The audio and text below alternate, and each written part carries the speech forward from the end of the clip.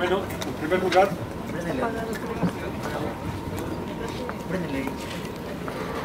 Okay. Tan simple como eso. Bueno, pues muchas gracias por la invitación y por su presencia, compañeros. Sí, yo me sumaría a la protesta en relación con la muerte del compañero, colega, profesor de Iztapalapa, y lo atribuiría en el fondo a el silencio que han guardado las universidades respecto al clima de violencia que existe en el país. Nuestras universidades públicas autónomas, con muy contadas excepciones, sus autoridades apenas se pronuncian en contra de lo que está pasando, y cuando los efectos empiezan a llegar a nuestras puertas, a nuestros salones, a nuestros campus universitarios, pues entonces sí aparecen estos desplegados de lamentaciones, pero no ha habido una campaña nacional organizada desde las universidades que pueden ser la conciencia ética de la nación respecto de lo que ha venido pasando desde hace más de 20 años con el cambio de modelo económico y de sociedad en nuestro país. Me parece que esa es la fuente última de esto que estamos viendo. Quienes hicieron este acto pues, de violencia inexcusable son muy probablemente jóvenes. Vamos a verlo pronto porque ya sabemos que la policía es mejor para capturar que para prevenir, pero vamos a encontrar que son jóvenes sin educación, sin esperanzas, sin perspectivas, y que las instituciones de educación superior no se pronuncien sobre eso desde hace muchos años, pues en el fondo hace que compartan la responsabilidad por lo que ahora ocurre. Como decían unos estudiantes de la UNAM hace algunos años, la bala que mató a nuestro compañero se disparó en 1982. Solo ahora nos llega, pero es un efecto retardado, pero inevitable. Yo quisiera, pues, tocando el tema y no teniendo ni la capacidad, ni la experiencia, ni la, diría yo, la habilidad de plantear las cosas de manera tan brillante como lo han hecho los compañeros Víctor, Narufi, el propio Alejandro Martínez y el profesor Benítez, pues quisiera hacer una reflexión de carácter amplio respecto de lo que sabemos, me parece a mí, a lo mejor es mucho más, pero en estas circunstancias de tiempo, de lo que sabemos de los movimientos estudiantiles, lo que hemos aprendido en estos últimos casi 100 años de movimientos estudiantiles. Entonces, si tomamos como punto de partida tres grandes periodos de movilización estudiantil, que sería en primer lugar la de 1918, que ya se señalaba como muy importante, la de 1968, no como fechas precisas, sino como periodos, y el periodo que arranca en 1986-87 con la huelga contra el Plan Carpizo en la UNAM, y que yo digo que es un periodo que se continúa hasta el presente.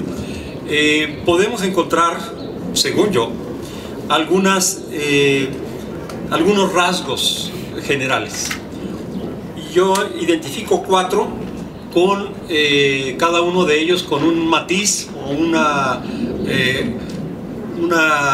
como anotación que hay que hacer respecto de cada uno de estos rasgos.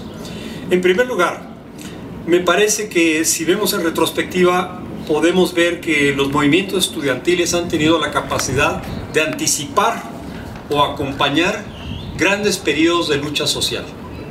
En 1918, el surgimiento del movimiento de Córdoba coincide a nivel mundial con la revolución rusa, que da lugar a los soviets, coincide con la revolución mexicana de 1910 y coincide con una serie de rebeliones sociales a lo largo y ancho de América Latina que en el fondo están planteando que el régimen que existía aristocrático, eclesiástico, de dominación social, estaba en una profunda crisis y estaba siendo rechazado. En ese sentido, la reforma, la protesta de Córdoba, de los estudiantes de la Universidad de Córdoba, una ciudad muy conservadora, muy aristocrática, y como dice un poema que le hicieron a esa ciudad, y en cada esquina un convento, es un ejemplo extremo de ese dominio al que respondían los estudiantes de Córdoba en 1918. Un movimiento que respondía también al ascenso de las clases medias, sobre todo inmigrantes, y que presagiaba lo que vimos después a lo largo del siglo XX, la creación de estos estados de bienestar, de este capitalismo nacional, que de alguna manera tuvo la necesidad, se vio forzado a establecer un pacto con las grandes fuerzas sociales del momento, los campesinos, los obreros y los jóvenes, con la promesa de tierra, con la promesa de derechos laborales, con la promesa de educación para todos. En ese sentido, hay ahí esta anticipación o acompañamiento de los movimientos sociales, de los movimientos estudiantiles respecto de estos movimientos sociales. En el caso de 68 lo mismo. Vemos una crisis del estado corporativo, de la sociedad fincada en una subordinación, donde no se movía a la hoja de la protesta sin que fuera con la voluntad del presidente, y había un régimen sumamente autoritario. Los estudiantes reaccionan ante eso, motivados por una riña callejera, si ustedes quieren, pero en el fondo planteando una rebelión cultural muy profunda de democratización del país, que vino a transformar a este país y a otros más en el mundo. En el caso del